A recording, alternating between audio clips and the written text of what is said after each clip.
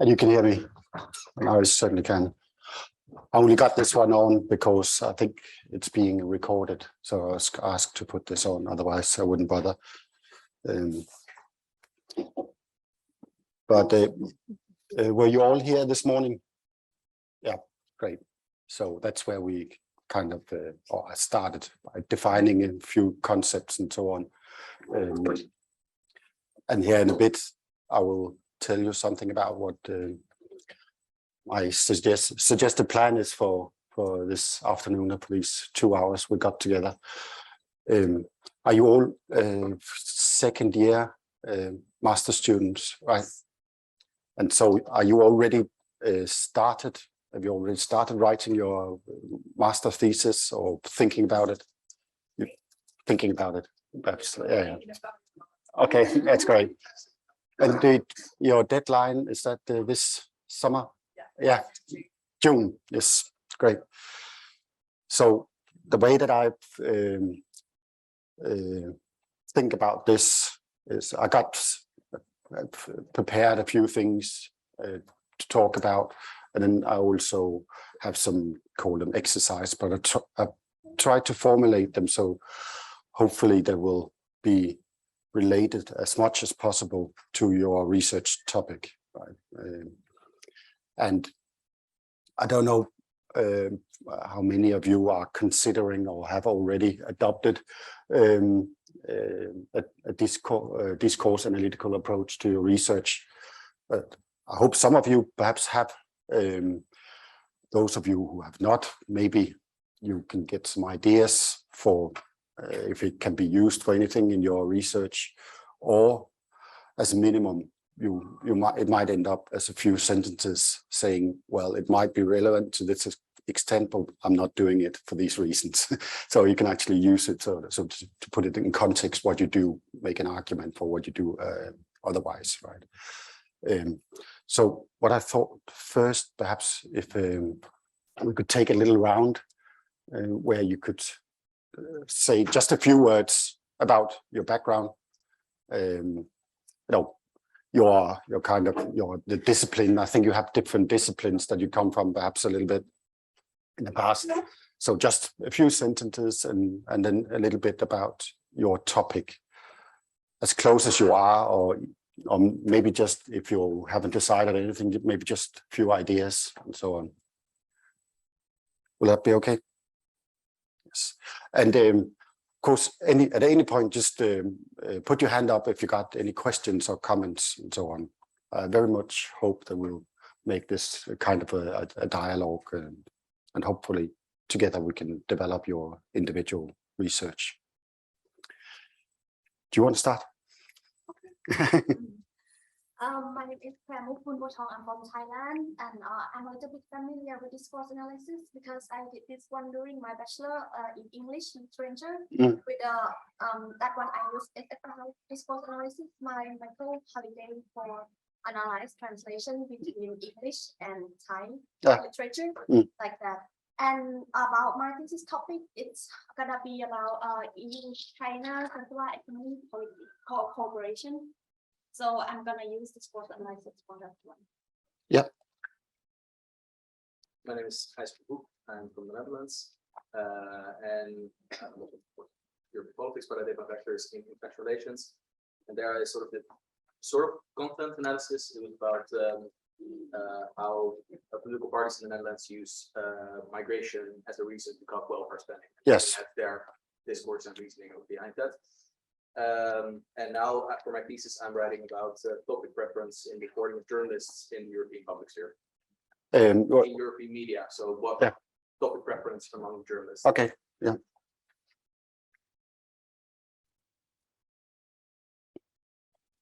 Okay. Are you? Hello, my friend. Are you involved in this as well? Or no, this is student. No.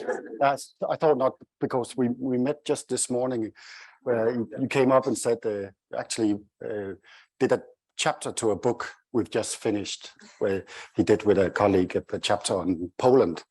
We did it. It was a huge project where we compare I'm the editor with two of my two close colleagues, where we compare 31 European countries and the government responses to COVID-19. And we got 31 chapters in different countries, and he was involved in doing the one on Poland. Yeah, but it was great that we got it all in. You know, it would have been quite awful if we had like EU 25, but missing Poland and Portugal, for instance. But it was all there. I don't want to spend too much time on it. But we came up with the idea for this book. We met on the day where the reopening of society in Denmark. It was a Monday, the 18th of May in 2020. We didn't know this would be the first reopening. You know, it was just the opening that day. So we met in a cafe for a drink, and then we had a talk of all sorts of things. Also, two good friends, and at some point came up, well, why don't we do a book where we compare all European countries? So in a few weeks later, we had people on all chapters, and 2 years later, we also got a book. So that was great. Okay, yeah. My name is Beatrice. I'm from Italy. Actually, I have from 40 years of philosophy, so I'm still wrapping my mind around social science. But my thesis is going to be about how MEPs from the radical right discursively construct women's interests within the European Parliament. And I would use discourse analysis, and then I got a little scared. So I hope that this is gonna help me to get back on track with it. Okay. What were you scared of? I just, I feel like I know what it is in principle. Yeah. I just have still hard time understanding how to actually do this. Yeah, but that's what is focused here now in a bit. Yeah. My name is Vivian. I'm from the UK. My bachelor's degree was in French and German, with a focus on literature and contemporary literature, but it's obviously a bit different. But now here in my master's thesis, I'm looking at writing about media discourse on sustainability, and specifically sustainability in relation to food and food systems. So yeah, it's a kind of talk. Very interesting. It's quite relevant to reading the times. Yeah, great. My name is Greta. I did my bachelor's degree. I'm from the UK, but I did my bachelor's in France in politics and government, and then I did my year abroad in Uppsala. And now I'm writing my thesis on democratic backsliding in parliamentary culture, with a specific focus on the quality of discourse in Parliament in Poland. Okay.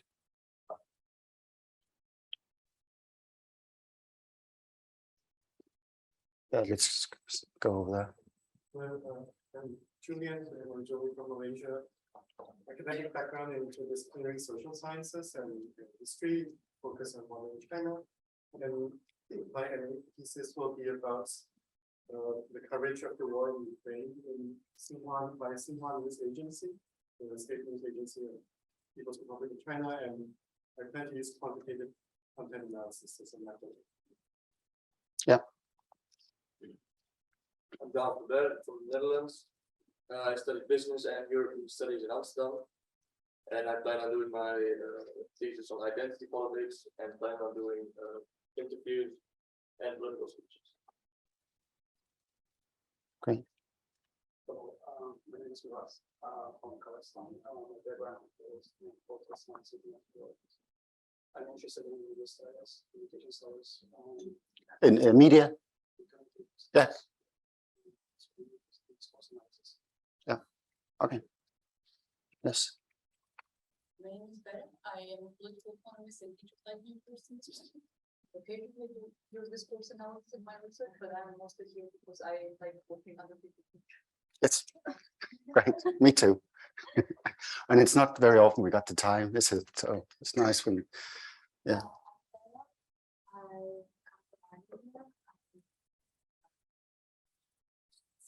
Background, and I'm interested in doing policy analysis, local analysis, and also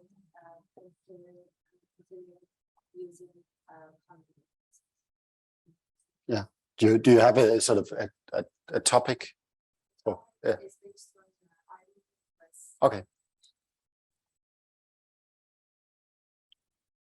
Yeah. Hi, my name is Bianca.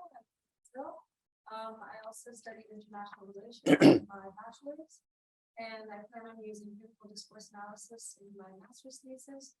I'm going to talk about how far-right parties impacted political discourse in the European Parliament and the effects of the 2015 migrant crisis on those political discourses. Yep. And have you thought about what is a crisis from the viewpoint of discourse analysis? How That's a good idea. yeah, because it's different from other types of conceptions of what is a crisis. I think we probably and this is the sort of how often we define concepts, discourse analysis. I mean, a crisis would probably be something along the line that a crisis exists to the extent that we have articulated as a crisis. And here it's a crisis on migration. That it was 2015, and that could definitely have been differently. You may remember, I certainly do, the pictures with migrants walking on motorways up through Europe and so on. And it was articulated as a migration crisis.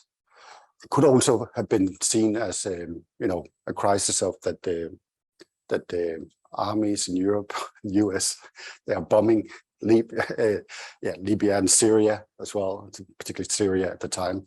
Right, so it was kind of a different crisis, but now it was a crisis of migration, which, from the viewpoint of discourse analysis, would also set out what we do about it. It's not about stopping the war; it would be about handling these people. So yeah.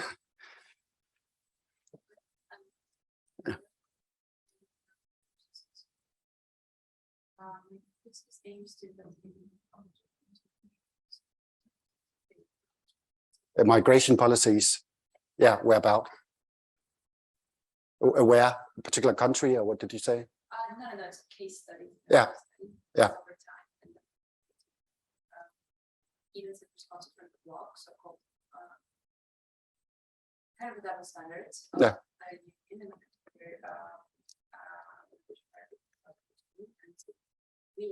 Activation of the population directive.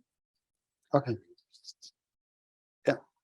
So given that I plan to use content analysis, but generally just discourse analysis. So. Yeah. And as a number of you have mentioned content analysis, actually most of you have mentioned discourse analysis, which I'm pleased, because then you are in the right place. But often if we use content analysis can be part of it, but I also think we need to do more than just content analysis, but we can talk about that. Yes.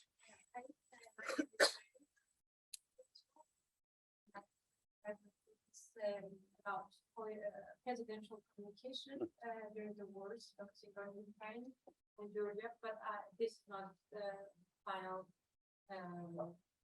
decision, so I don't know, I might change it a little bit, but still I think I'm going to focus on communication, and I think I will need to know more about this process. Yeah, okay. Hello, my name is Mundus. I'm from France in the Czech Republic. I have a bachelor in history and a bachelor in Slavic studies. For my thesis, my topic is citizenship and identity for the nation for Czechia and Slovakia in 1993. So I am aiming to analyze the political discourses in relation to citizenship in 1993. So that's what I'm doing. Yeah, great. Yes, do you want to? Yeah. My name is Kira, and I'm from the Netherlands, and I studied sociology and a minor in government studies, and I now want to do a master thesis on how climate change litigation can create more awareness on climate change issues. So I want to do a media discourse analysis of the Milieu versus Shell case. Yeah. Yes. Okay, I'm Wande. I'm also Dutch.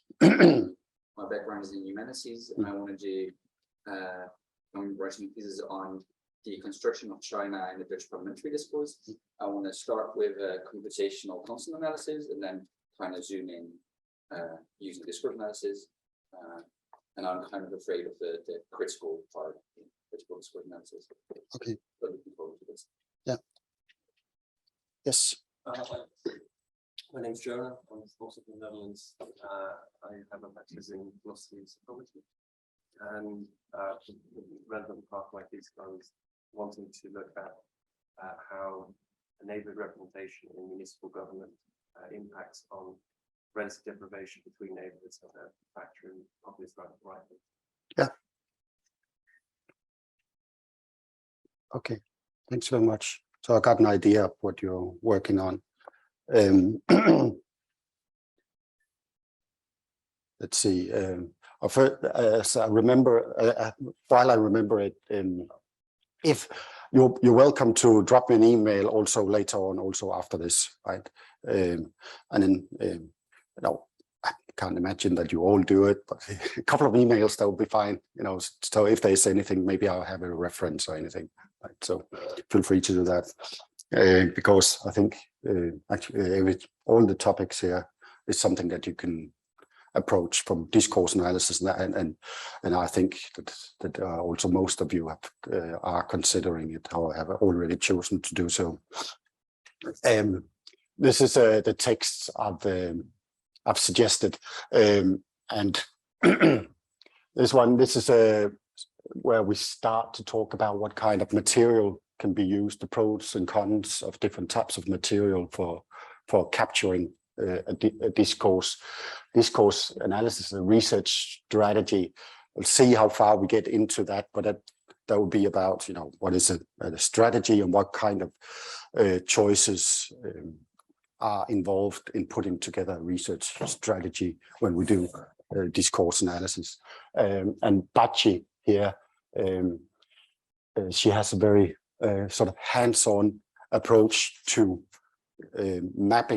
capturing discourses by looking at problem perceptions. And that's what we're going to spend some time on, and I'll also ask you to try to begin to do it here today. So I'll start out by defining policy discourse. And, you know, this morning we talked about discourse, and now we're going to move to policy discourse, you know, and you can, some of you, it will have some direct relevance, I think, policy discourse, but otherwise you can translate it into whichever sort of discourse that you are considering. So we'll talk about a little bit about that. Then I'll say something about the pros and cons of different types of empirical material for mapping discourse.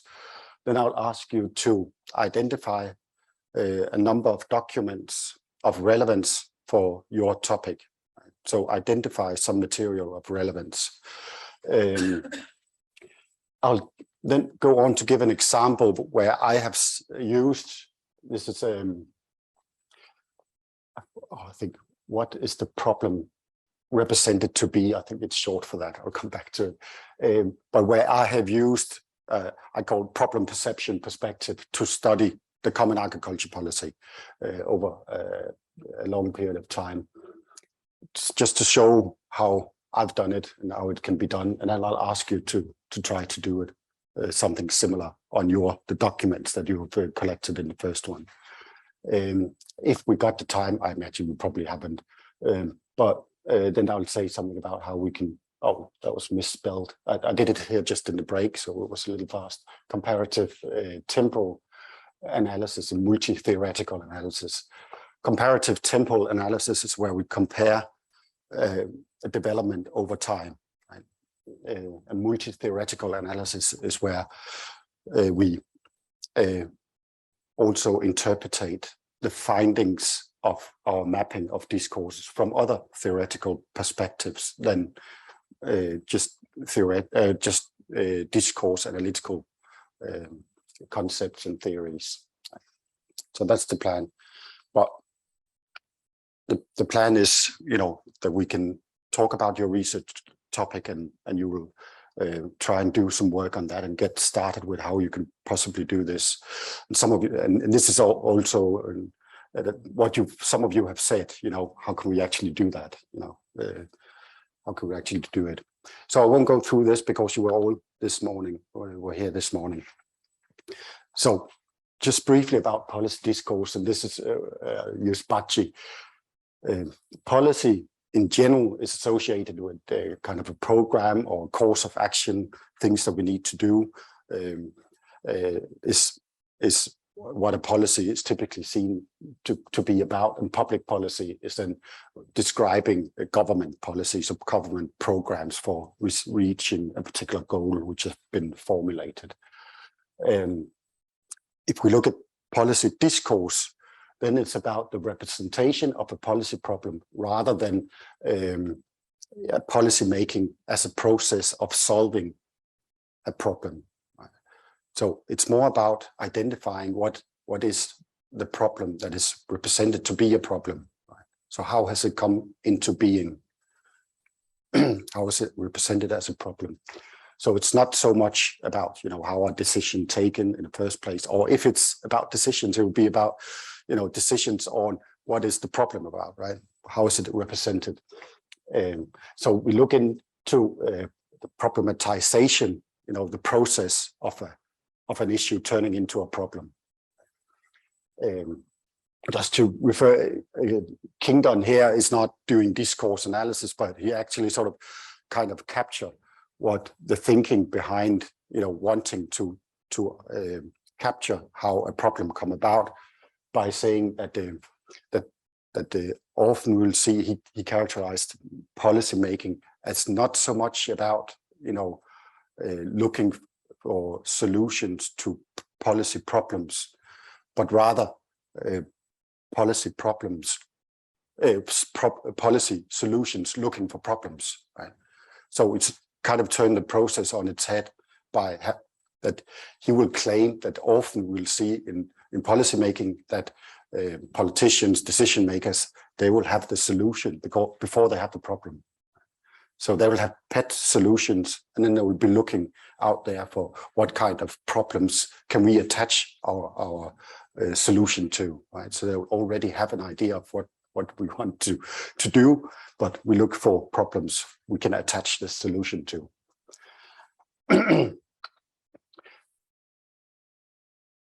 So when we do now move on to data, what we typically want to do when we do discourse analysis, if we want to map a discourse or a meaning system as it play out among a set of actors, you know, it might be members of the European Parliament, or it can be our national parliaments, of course, far right political parties and so on. So we have sets of actors among which there is a discourse that we would like to capture. You know, what we are particularly interested in is the discourse of the actors as they articulated, right? This is the kind of material that we sometimes call self-reporting material, in the sense that it's articulations by the actors themselves. So if we want to say something about how far-right members of the European Parliament articulate, you know, migration or women's rights or so on, then it is the members of these parties in the Parliament we like to get some material from that actually where this is articulated, rather than, for instance, media news, right? Because then that would not be self-reporting, that would be the media reporting about someone else, right? Sometimes we have to choose sort of the second best, but as a point of departure, we want to identify the discourse within the actors that we have an interest in and how they articulate a phenomenon themselves, right?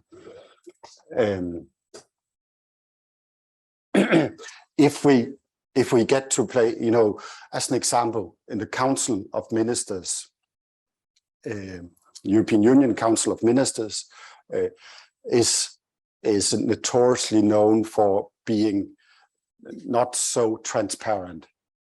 We can get an idea about, you know, who voted for and against different decisions and so on, but what is actually said in the rooms among the ministers for the environment, and when they talk about sustainability and whatever they talk about in the room where they make decisions, that is not something that is publicly available typically.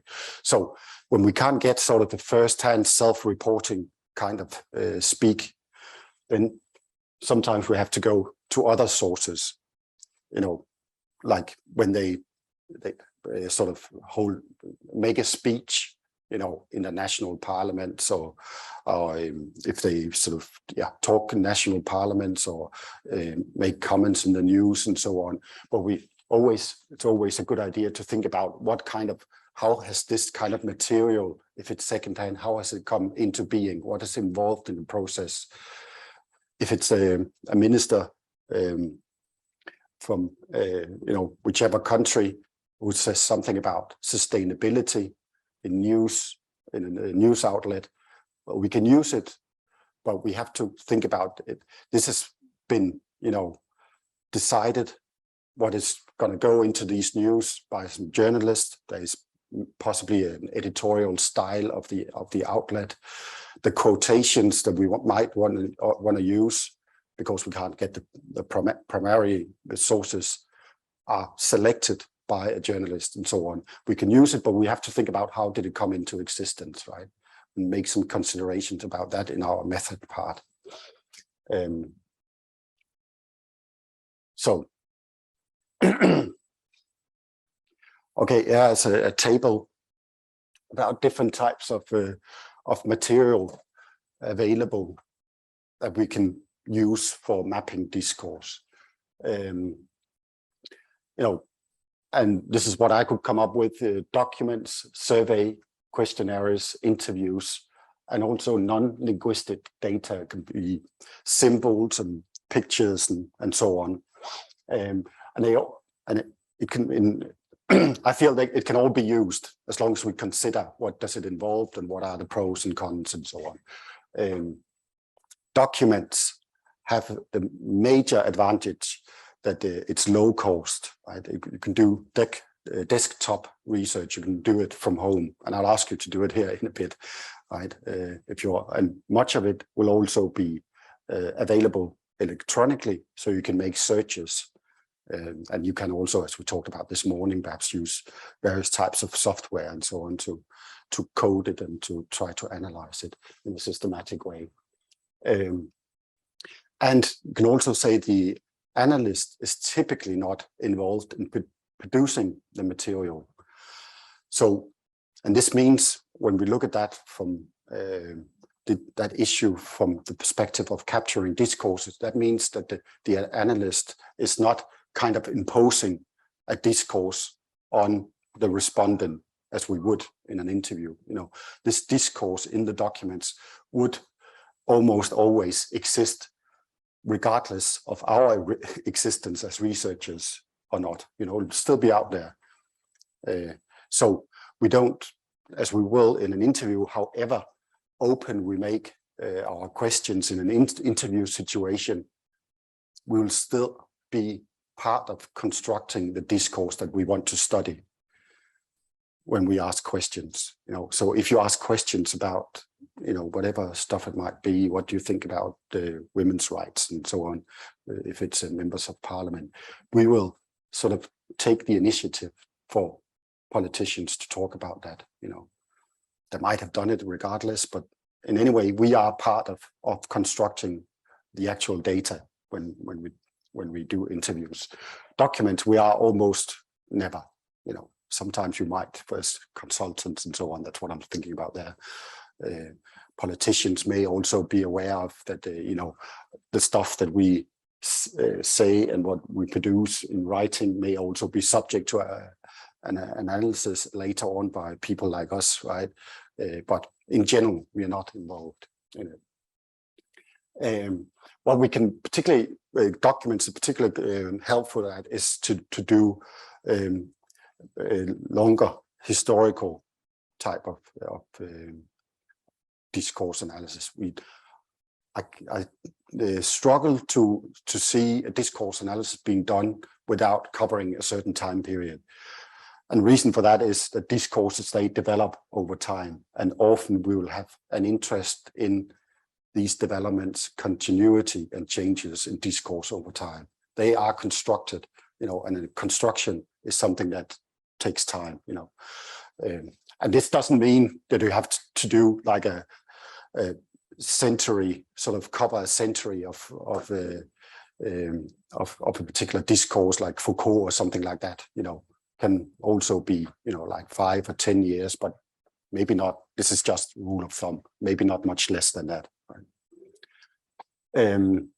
So if you're studying migration discourses related to migration crisis in 2015, you almost certainly want to cover both before and after to be able to say something about that event, right? What was the discourses before and after, and how did that event sort of play into the development of the discourse?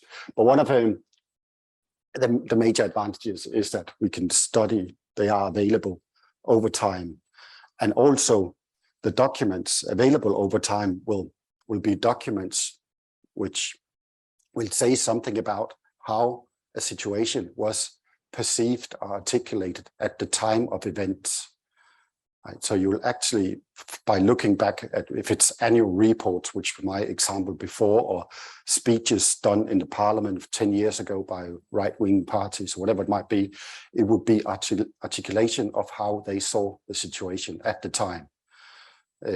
If you go for these primary sources, it will not be, if you do an interview, however open you are in the questions you ask, there will always be some sort of a rationalization of, which will take the time which have passed from the event to when you ask the question. So if you have an interview with a member of parliament about whichever issue, or migration 2015, you get them to talk about this event properly, but they will also know and have in their brains, what have happened in between. But documents, there you can get, what did they talk about at the time, right? What was the actual discourse at the time? And that is typically what we want to do. And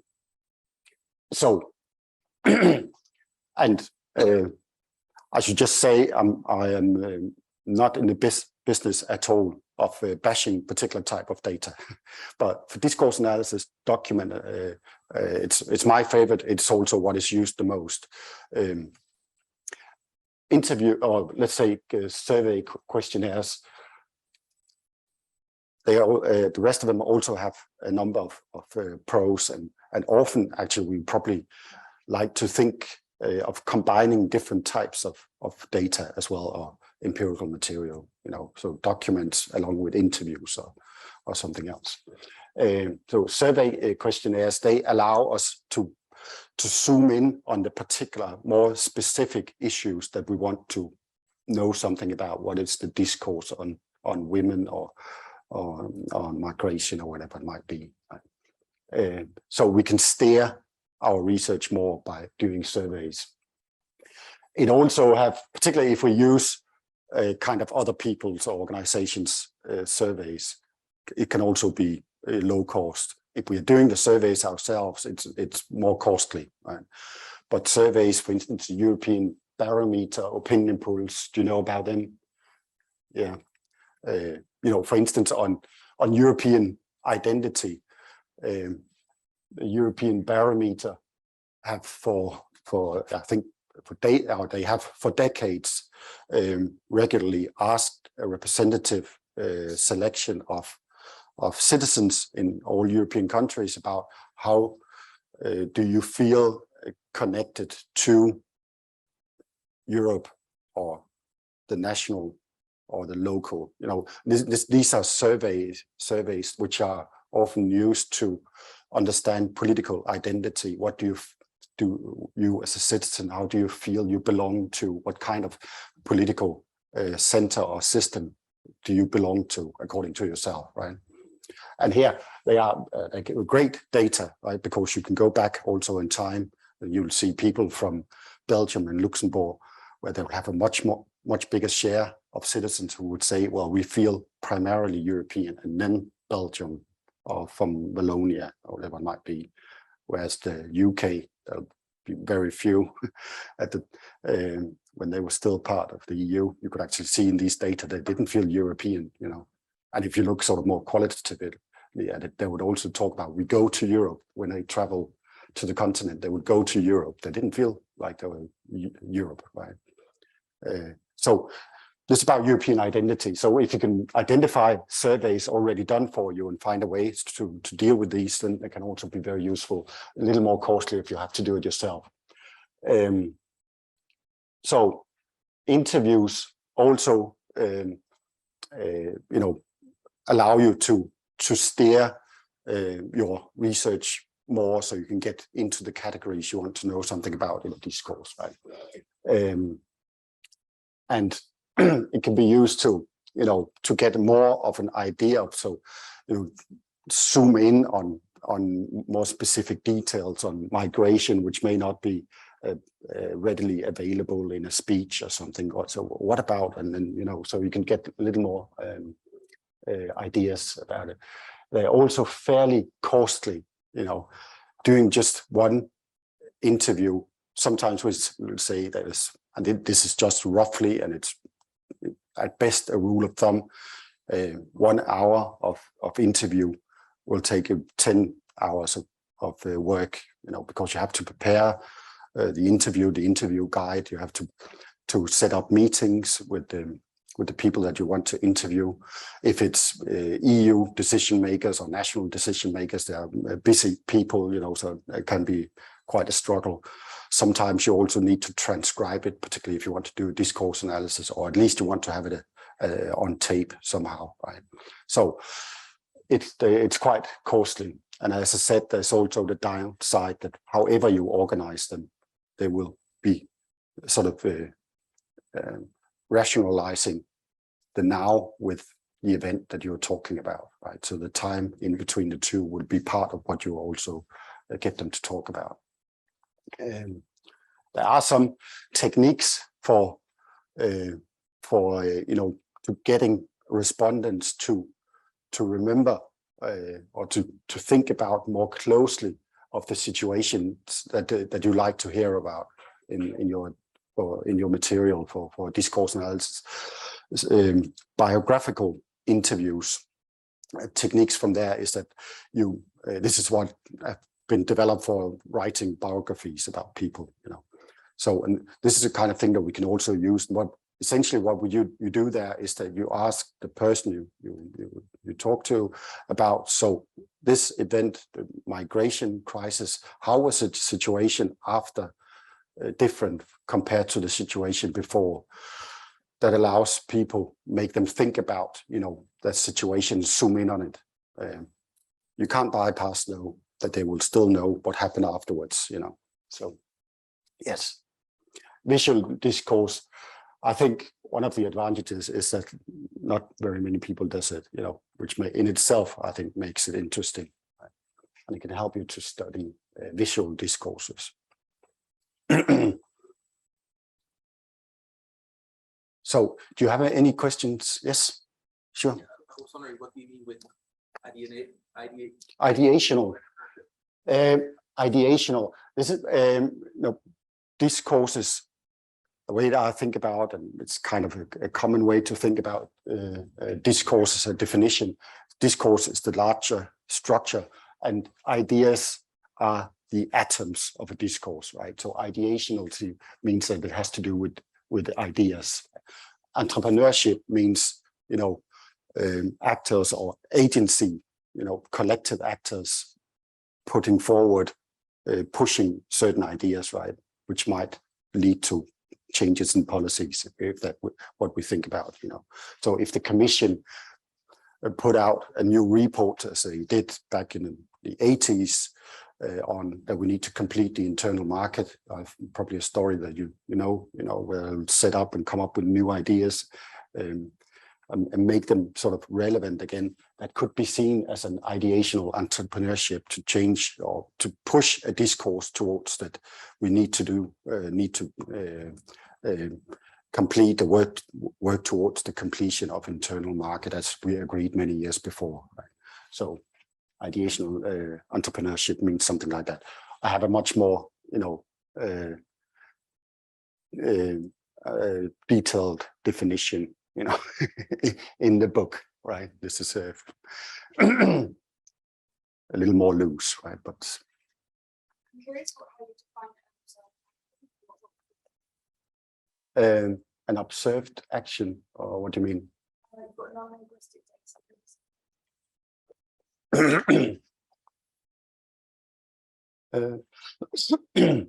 Oh, I'm not sure what I thought about there. Oh, actually, examples which have actually been studied. It can be sort of a little blurred, compared to images, but observed actions could be about. I use an example now for the family photos for when there are summits for head of state, right? Every 6 months. Then there are also done family photos where head of state and presidents, they will stand and they'll be taking a picture of them. And that has been showed there's lots of politics involved in that. Well, who do you stand beside, and who's in front, who's in the back, and so on, right? I don't know, this is many years ago, who was the guy from Austria, the far right, do you remember? Not Haider. Haider. Yeah, Jörg Haider. Yes, he was far right, a politician. I think he died in the meantime in a car accident. But he was also in the government, the Austrian government, in a coalition government, and this was at a time where the far right was something that most politicians was keeping a distance to. I think it's probably a little different now, because they've become a little more sort of mainstream perhaps, or in government places. But here the other politicians wouldn't stand beside him, right? Just an example. So also diplomacy, who comes first into a room. Typically, do you remember the little video from when van der Leyen was meeting with the Minister for Foreign Affairs in Russia, and there was a chair missing, and the President Schulz from the Parliament got a chair quickly, and of course the Minister for Foreign Affairs from Russia already was sitting there. There wasn't a chair for van der Leyen, and those pictures, they was just traveling all over the world. So example of actions can also be interpreted. Any other questions? Yes.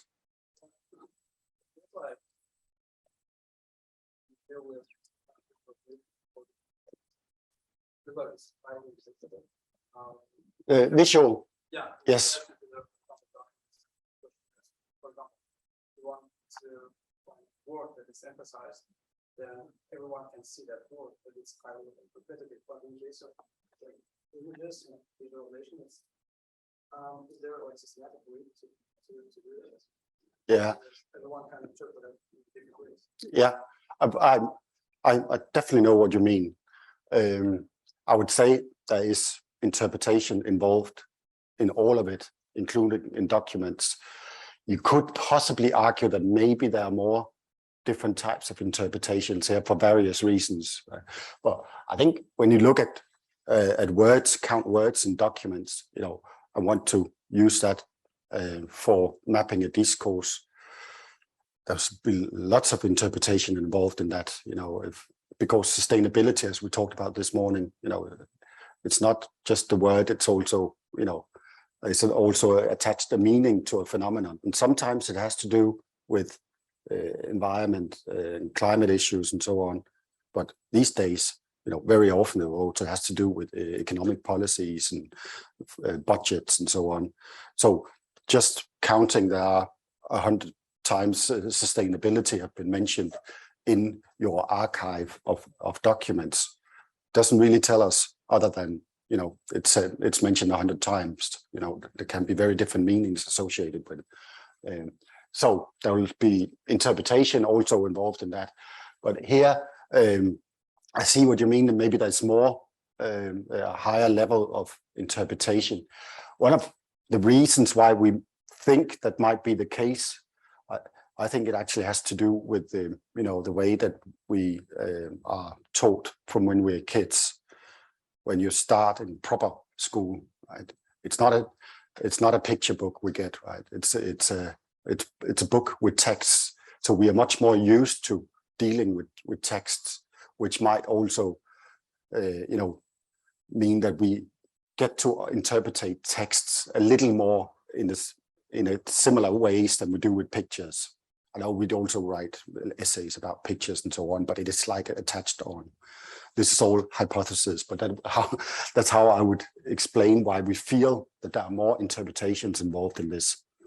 But I think setting up an analytical strategy, make it as transparent as possible, the way that you interpret images or videos and whatever it might be, is the way to go through it or to deal with it.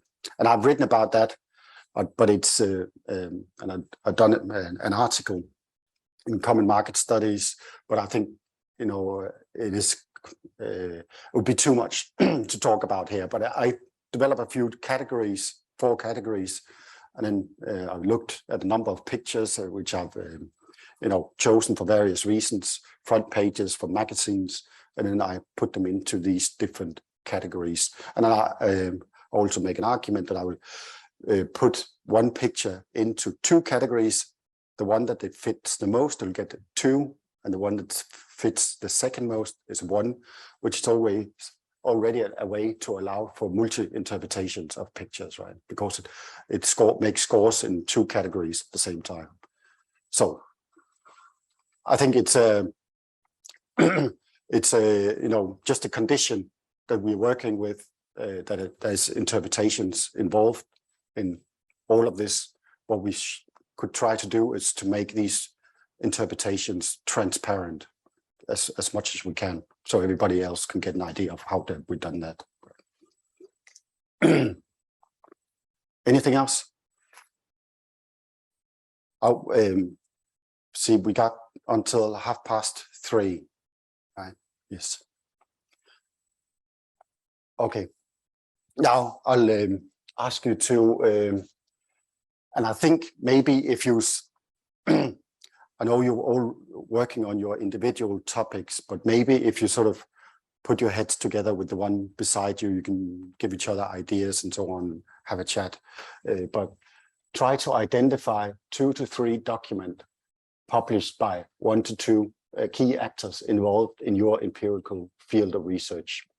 You know, so who is it? You want to ask yourself, who is it? Whose discourse is it that you want to uncover? And then find at least 2 or 3 documents from these people. And these documents, try to think about, you know, that it should be comparable in format somehow, you know, because it can be a little difficult to compare a speech with an annual report, for instance.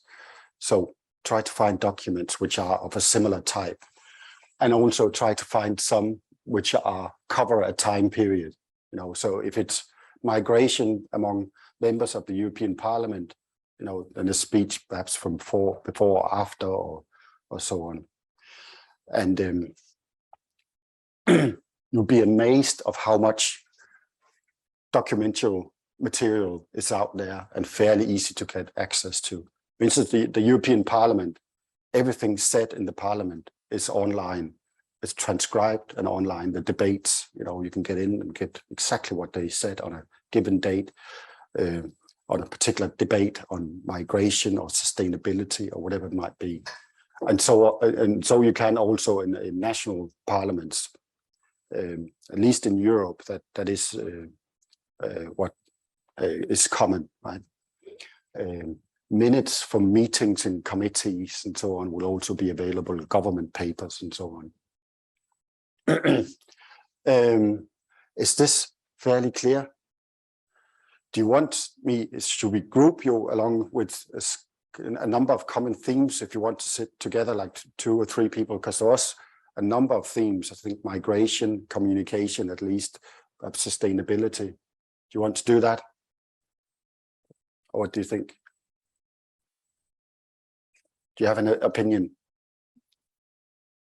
You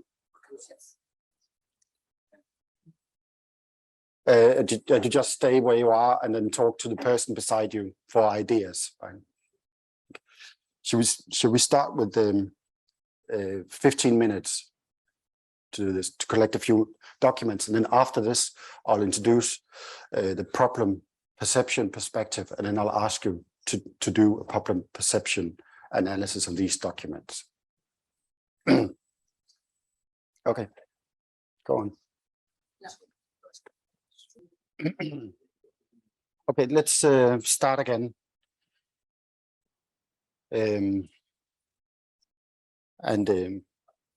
If you are in the middle of downloading a document, you know, I'm sure you can do that at the same time as listening to me with one ear.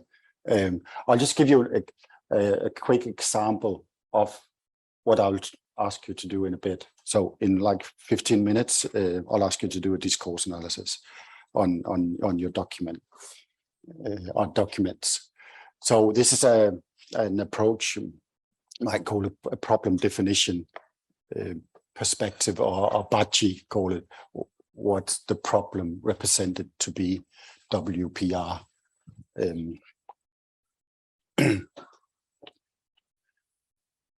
So what we want to do when we identify a discourse, we talked a little bit about this morning, that any talk, you know, is or rhetoric by political or social actors, whoever you are interested in, is not adding up necessarily to a discourse. You want to identify some rules, some systematic rules for the discourse in order for you can define it or identify it as a discourse, right? It's not just, it's, you know, people talking and articulating stuff. You need to be able to see some rules in your material to say that here's actually what looks like a systematic discourse, right? A meaning system attached to a phenomenon of interest. So what is sort of the idea is here that the way that we perceive or represent a problem can be seen as a symptom of a discourse. It will reflect a broader discourse, you know, if we can identify how a problem is articulated. And I'll get into a little more detail on that in a bit.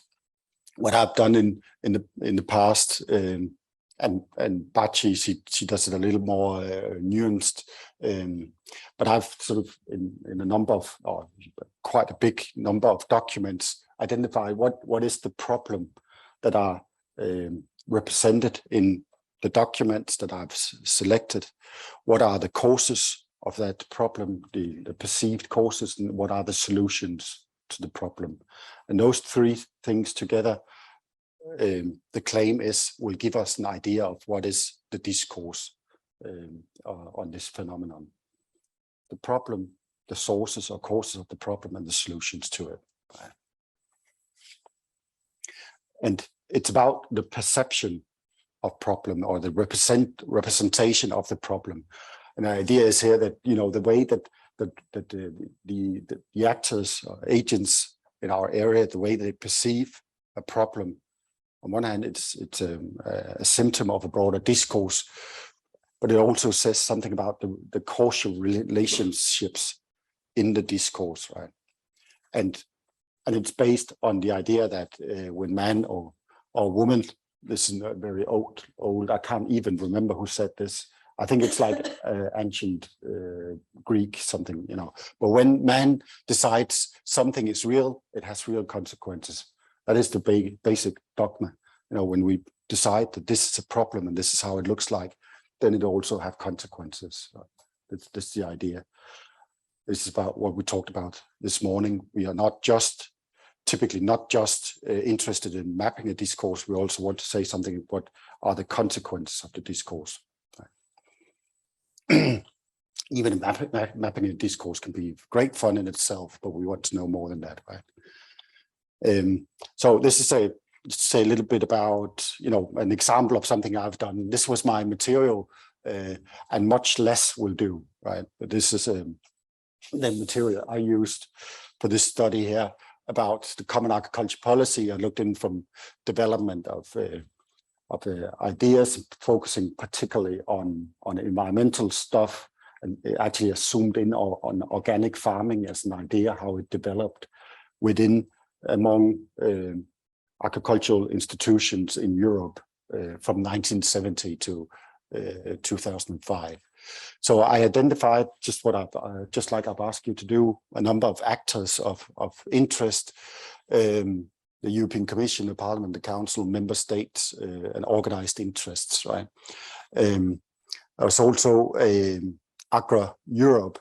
This is something that, this is a newsletter dealing with agricultural stuff, and it's done so since 1963, and it's I think it's a nice way to say it. It's not particularly interesting literature, right, or texts. It's about the prices on pork meat, so and how that's developed, and it's out once a week.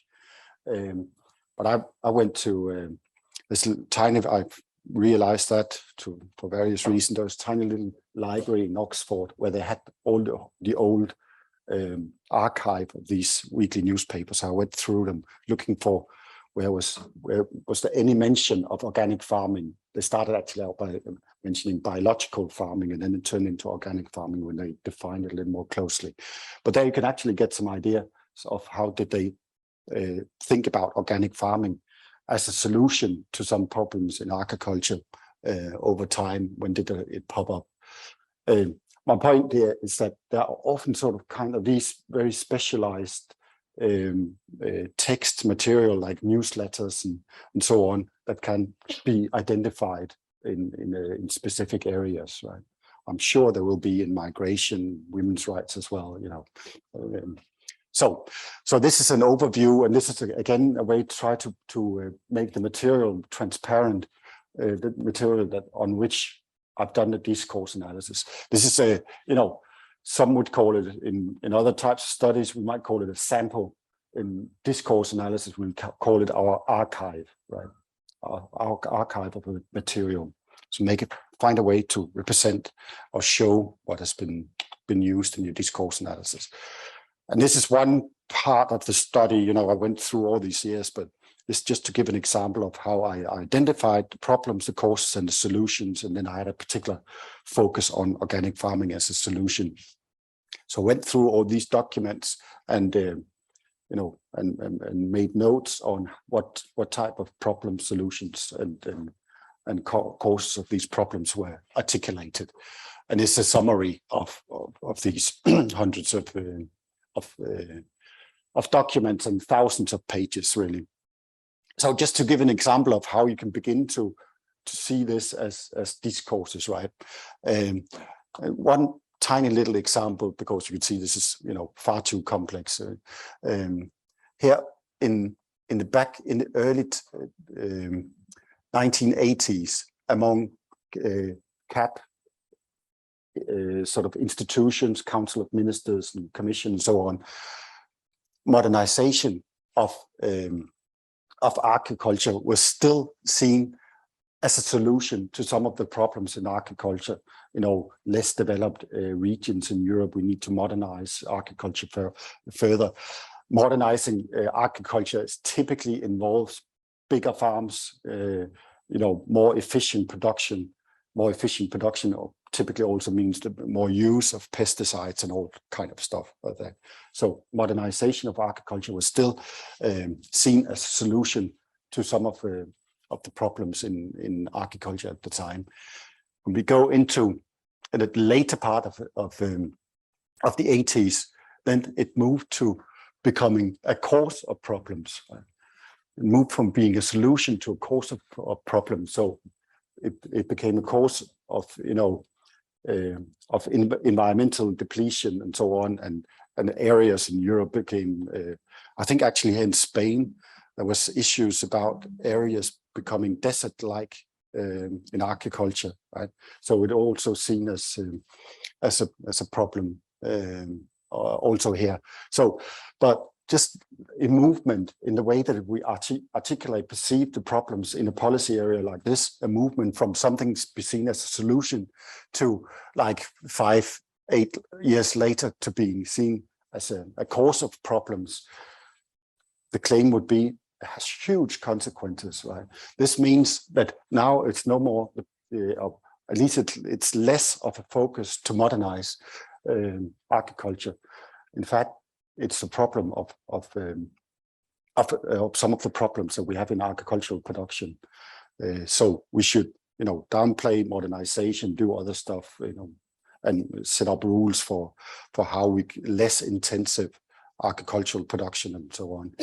And I didn't look into the business side of this, but my claim would be that this change in discourse would have implications of billions of euros being moved from supporting certain types of policy initiatives to other types, right? And I had loads of examples here. This one here, alternative agriculture, this is where I've focused on some of the more alternative agricultural organizations and the way that they are articulated. No, this is actually a problem. And we got a solution, a helpful solution, among other things, organic farming, which can help with all sorts of problems within agricultural policy as we see it today. Right? So they were pushing some of these ideas and they moved into the more institutionalized system here in that period. So this was next example. I'll drop that one. So what I will ask you to do is to try to ask these 6 questions, or you could perhaps start out by looking into the 3 dimensions of identify the problem in your documents, or a couple of your documents that you downloaded, the sources of that problem and the solutions to it. And if you got like, a couple of documents where there is a time passing in between a few years or 5 years, maybe look at 2 documents, to see if you can see there's any changes. I should say this is just an example to try to get your hands on the documents and see if you can get a discourse out of it. Obviously you need much more material and need to sit down and think much more about how you collect your material and so on. But this could be a way sort of to try to do it. So please try and map a discourse by looking either at these 6 questions. I can go back if you want me to do, or the slightly more simple by identifying problem, the solutions and the causes of the problem. Is this fairly clear? Do you have any questions? Yes. Yeah.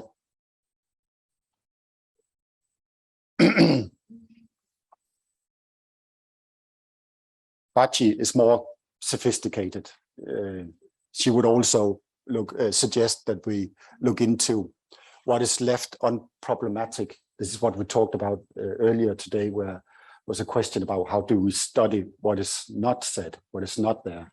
So she got a question also for that. So you can feel free to choose this.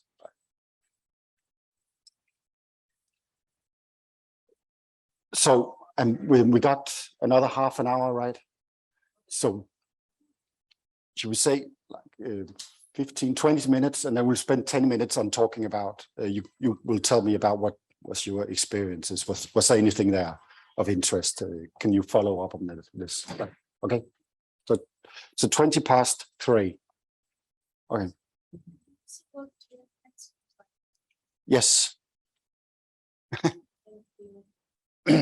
This is my only job for the next 20 minutes, so just ask me to flip around. So should we have a talk about what you've been doing, and you know, if you have identified anything in your documents, that's one thing, but also the challenges associated with it, you know, what you've been sort of struggling with. And obviously, you know, you're not going to do a discourse analysis in 20 minutes, right? But it was just to begin to have a look, to get some material and try to have a look at it. And imagine, you know, doing this on 50 documents from 50 different political parties or 5 member states or whatever you're looking at systematically and over time and so on, right?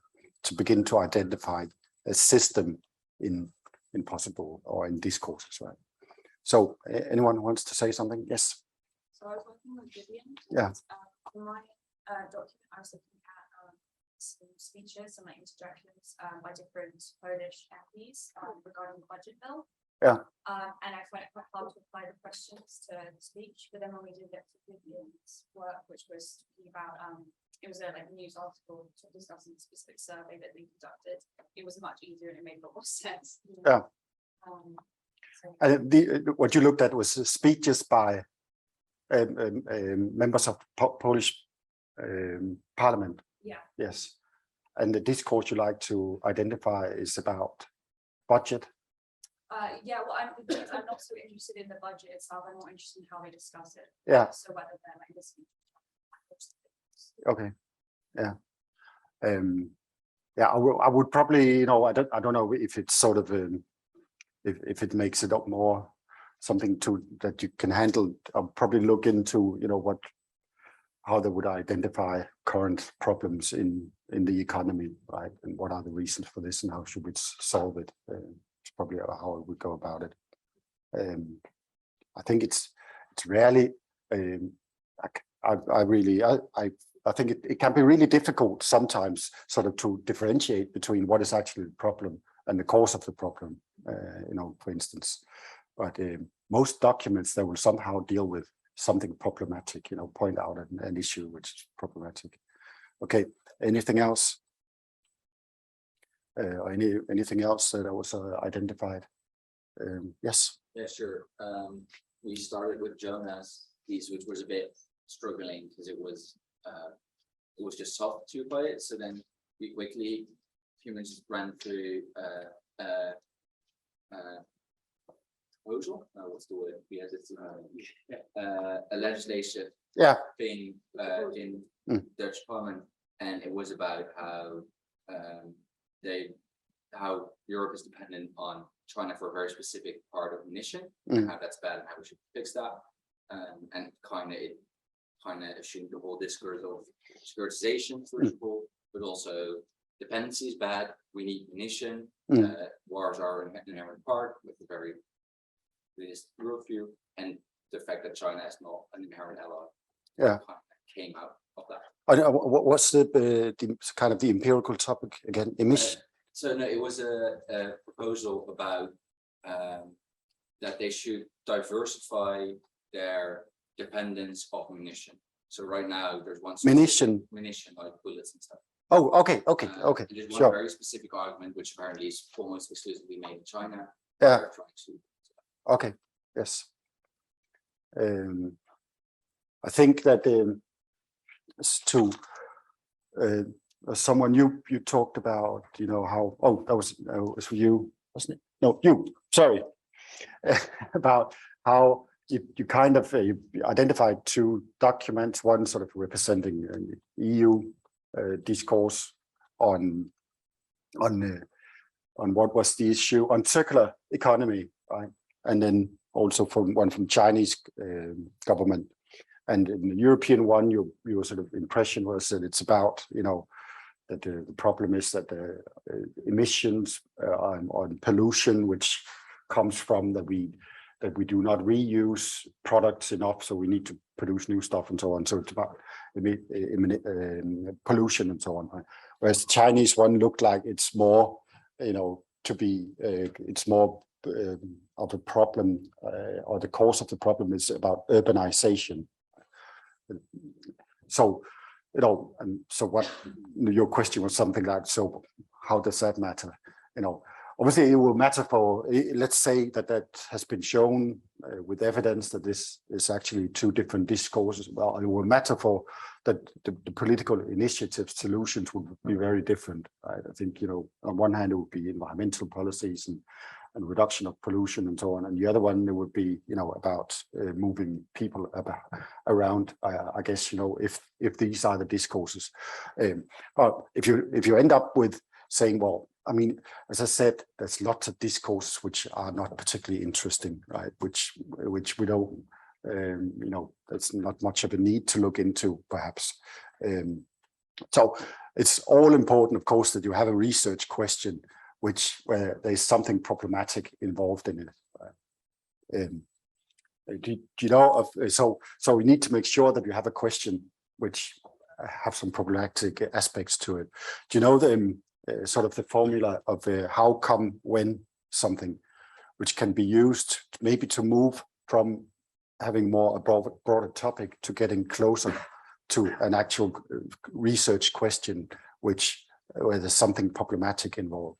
This is the last bit I'll say, I think, and you can't see it over here, but it's actually kind of a formula. Right. How come something, whoopsie, when something else? So if you could put in your topic, somehow organize it. So how come it's like this when it's also like this?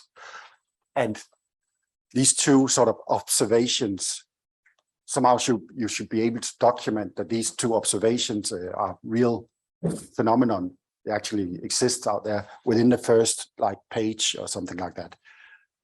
And then there should be somehow a kind of a contradiction, a paradox, or at least something problematic for these two phenomena to exist at the same time.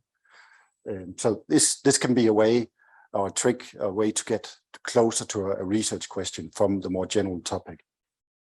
From what I showed you just before on, looking at these problem perceptions and so on, the actual question was about how come that we have actually seen changes within the common agriculture policy when there's so many factors working against changes. And this was based on a literature review, and there's so many reasons for why we shouldn't expect changes, but at the same time I identified we have actually seen a bit, when particularly if we look over 20-30 years time period, right?